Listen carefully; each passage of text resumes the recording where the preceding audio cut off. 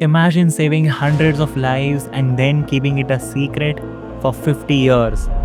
No press, no bragging. Not even your own children know what you did. That's not fiction, that's life of Nicholas Winton, a man who rescued 669 Jewish children from the Nazis and told no one. It all started in December 1938.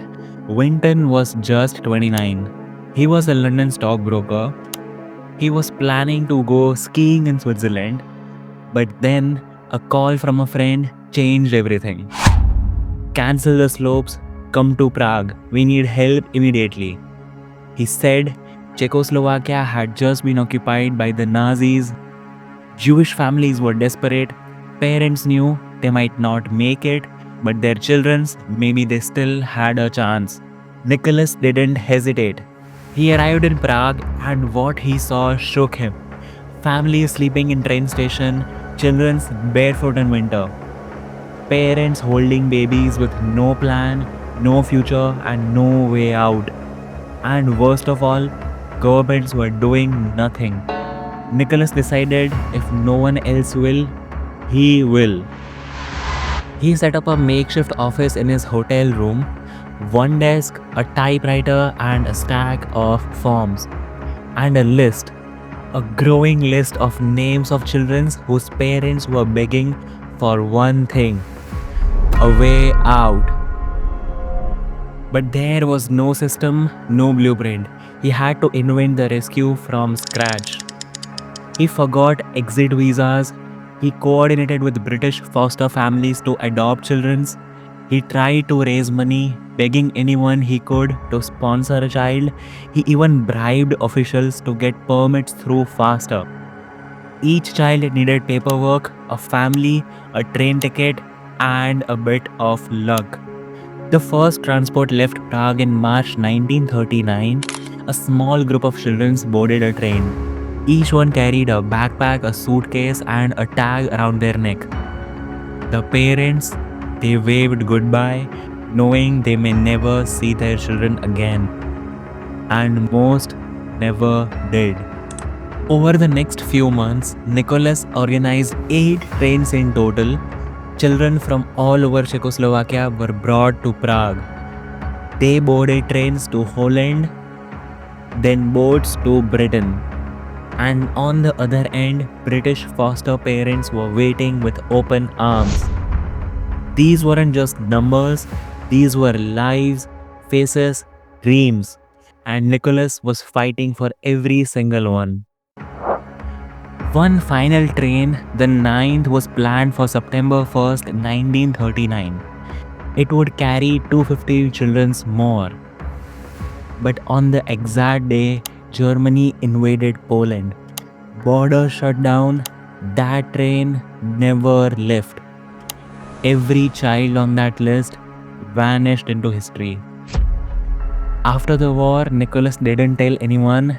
He went back to his fiancée, got married, raised his own kids. Decades passed until one afternoon in 1988 when his wife Greet went searching for old family documents in their attic. But instead, she found a dusty leather scrapbook. Inside were rows of names, all handwritten, black and white photos of children with number pinned on their coats. Letters from parents, desperate and grateful. Telegrams, train logs, ID cards, immigration papers.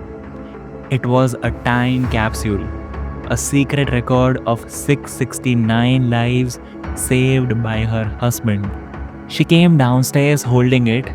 "Nick, what's this?" He looked at it for a moment, then quietly said, "Just something I did a long time ago." Greet knew the story couldn't stay hidden. She sent that scrapbook to a Holocaust researcher. The media got hold of it, and slowly the world began to find out. Then came that moment. In 1988, Nicholas was invited to a BBC show called That's Life. He was told it was a segment on war stories. He had no idea what was about to happen. The host began reading a name, then turned to him and said, "We have someone here who owes you their life." And suddenly, a woman stood up from the audience, then another and another, until the entire row was standing. These were the children he saved, now adults with families of their own. They smiled through tears, and Nicholas sat there, stunned, his eyes welled up, his mouth trembling. For 50 years he had stayed silent. Now the voices of 669 lives stood before him to say thank you. They now call themselves Nicky's children, and through them, there are now thousands of more grandchildren's, great grandchildren's, living proof of what he did. Winton was knighted, honored in multiple countries. A statue of him now stands at Prague's main train station. But until the end, he never called himself a hero. He once said, "I wasn't brave, I just saw what needed to be done." In a time when most people turned away, one man turned towards the fire, without attention, without reward. Just a quiet belief that doing good doesn't need applause. Nicholas Winton didn't save lives for legacy, he did it because he could.